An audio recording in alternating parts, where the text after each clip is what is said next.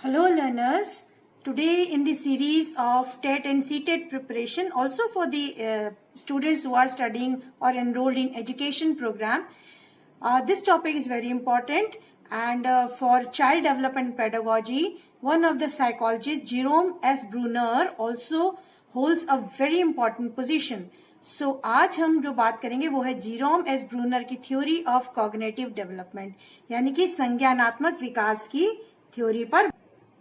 ये है sir Jerome S Brunner जिन्होंने अपनी थ्योरी में दो प्रश्न रखे। He asked two questions. Those two questions were how children express their experiences mentally. मानसिक तौर पर बच्चे अपने अनुभवों को कैसे एक्सप्रेस करते हैं, कैसे दिखाते हैं। और दूसरा प्रश्न था what is mental thought process in infancy and childhood, यानी कि शैशव अवस्था में और बाल्य अवस्था में उनकी मानसिक विचारधारा या मानसिक विचारों की प्रक्रिया कैसी रहती है। जेम्स ब्रूनर ने 1966 में कहा कि जो उन्होंने एक कार्य करने के पश्चात अपनी पुस्तक शिक्षक की प्रक्रिया यानी कि प्रोसेस ऑफ एजुकेशन में भी बात करी है कि the child expresses his experiences mentally in 3 modes. उनके अनुसार कोई भी शिशु जो है इन 3 तरीकों से अपनी अनुभूतियां, अपने अनुभवों को एक्सप्रेस करता है या उसकी अभिव्यक्ति करता है। तो वो 3 थे, इनएक्टिवनेस, आइकॉनिक एंड सिंबॉलिक। जैसा कि आप देख पा रहे हैं, इनएक्टिवनेस यानी कि सक्रियता, आइकॉनिक यानी कि दृश्य प्रतिमा और सिंबॉलिक यानी कि सांकेतिक। अब इसको हम एक एक करके समझेंगे। सबसे पहला, जैसे मैंने आपको बताया, इनएक्टिवनेस यानी कि सक्रियता, ये 0 से 1.25 वर्ष यानी कि 0 से लेके 1.5 साल या 18 महीने भी कह सकते हैं, कई बार 2 वर्ष भी इसको ले सकते हैं। तो यहाँ पर बालक अपनी अनुभूतियों को मानक क्रियाओं द्वारा प्रकट करता है। ये बालक का क्रियात्मक स्तर है।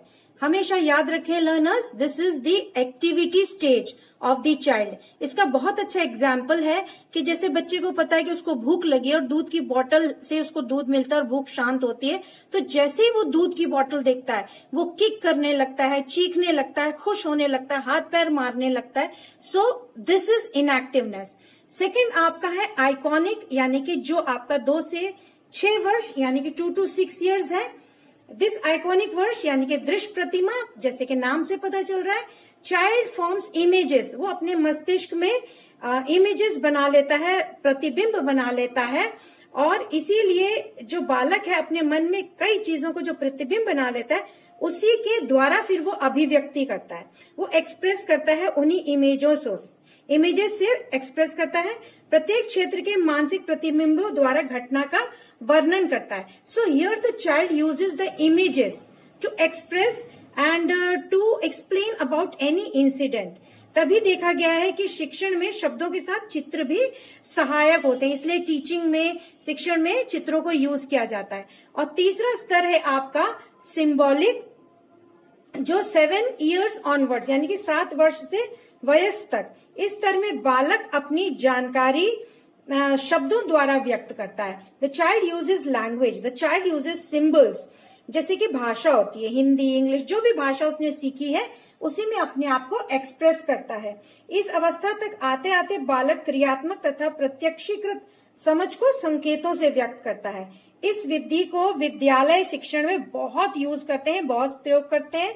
और ब्रूनर के अनुसार विचार एक आंतरिक भाषा है जो भाषा विज्ञान के नियमों पर आधारित है। तो जो भी लैंग्वेज प्रिंसिपल्स हैं उसी पे बेस्ड है, जिस लैंग्वेज को बच्चा यूज करता है to express whatever he knows, whatever he understands. तो यहाँ पर अपनी अंडरस्टैंडिंग, अपने बोध, अपनी समझ को सिंबल के द्वारा एक्सप्रेस करता है। तो ब्रूनर के अनुसार व्हाट इज एजुकेशन? ब्रूनर ने 1966 में कहा कि education begins with kinesis and ends with use of words, यानी कि अर्थपूर्ण शिक्षा का प्रारंभ संकेतात्मक गामक स्तर पर होता है और पूर्णता की ओर शब्दों की सहायता से ले जाया जाता है। So this is education according to Bruner. Bruner and Kenney, इन्होंने 1960 में एक प्रयोग करके दिखाया। 1966 का ये प्रयोग का चित्र आपके सामने है, जहां पर बालकों में पहले दृश्य प्रतिमा विधि यानी कि आइकॉनिक मोड की प्रबलता होती है और बाद में सांकेतिक विधि यानी कि सिंबॉलिक मोड आता है। दैट मीन्स कि जो छोटे बच्चे होते हैं वो दृश्य से ज्यादा समझते हैं, और जैसे जैसे बच्चे बड़े होते हैं तो लैंग्वेज सीखते हैं और उसी से वो अपना एक्सप्रेशन करते हैं। तो इस प्रयोग में क्या था, there was this experiment where they used 3x3 matrix, और इसमें 9 प्लास्टिक के गिलास लिए।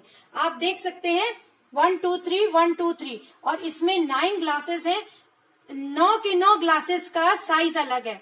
यहाँ पर जो चौड़ाई है, विड्थ है, वो सेम है, ये सेम है। देखिए इधर से इधर चौड़ाई बढ़ती जा रही है, उधर से ऊपर जाते समय लंबाई बढ़ रही है। चौड़ाई उतनी है, लंबाई बढ़ रही है, इधर लंबाई उतनी है, चौड़ाई बढ़ रही है। सो इस तरह से अरेंज किया और बच्चों को दिखाया गया। इस अरेंजमेंट को, इस व्यवस्था को जब बच्चों को दिखाया गया तो उन बच्चों को दिखाया गया जो 5 वर्ष से 7 वर्ष तक थे, यानी कि जिनकी उम्र 5 to 7 ईयर्स थी, उस एज ग्रुप को ये दिखाया गया। और ये डिजाइन देखने के बाद उनको कहा गया कि अब आप इन डिजाइन के अनुसार चित्र में जैसे ग्लास लगे ऐसे दोबारा लगाइए।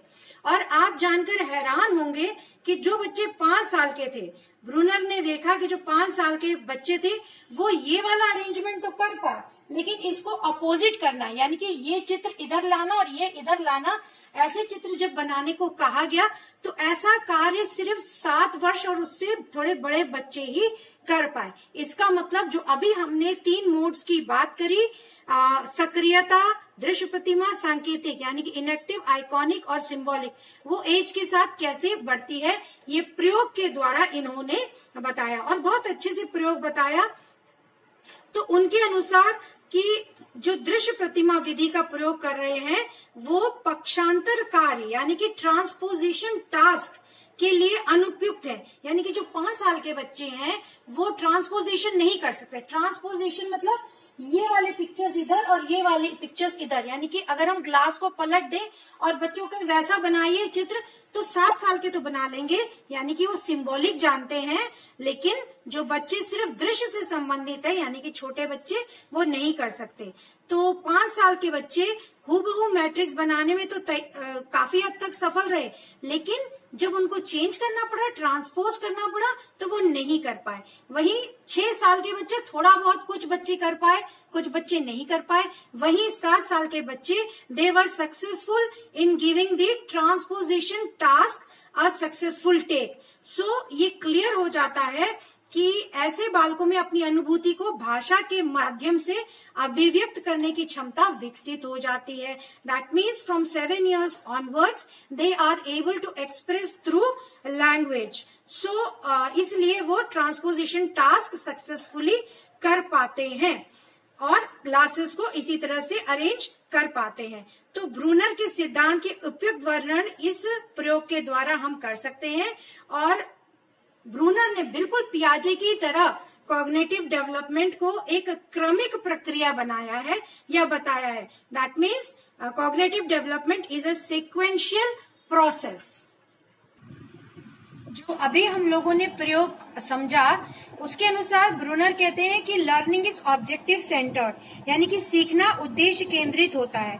सीखना व्यक्ति को प्रेरित करता है, सक्रियता बढ़ाता है, एक्टिवनेस बढ़ाता है, ज्ञान का चयन करता है, he is able to choose the knowledge based things and उद्देश्य प्राप्त करने का प्रयास करता है, and tries to achieve the objective. So learning is objective centred and based on this Bruner gave theory of learning.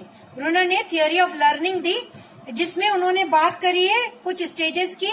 Intuitive learning यानी कि अंतर्दर्शी चिंतन, फिर उन्होंने बात करी है डिस्कवरी लर्निंग यानी कि अन्वेषणात्मक यानी कि खोज के करना, और फिर उन्होंने बात करी है रेलेवेंस की, संबद्धता की यानी कि सामाजिक संबद्धता व व्यक्तिगत संबद्धता, social relevance and personal relevance, और फिर बात करी उन्होंने तत्परता की यानी कि बच्चों को तत्पर करना पढ़ने के लिए, सीखने के लिए। और आखिर में उन्होंने बात करी सक्रियता की। एक्टिवनेस होना बहुत जरूरी है किसी भी शिक्षण कार्य में। तो आशा है आपको आज ब्रूनर की थ्योरी के बारे में डिटेल में समझ में आया होगा। और मेरे वीडियो को जरूर लाइक करें। कुछ पूछना चाहते हैं तो कमेंट बॉक्स में जरूर डालिए। Thank you for watching.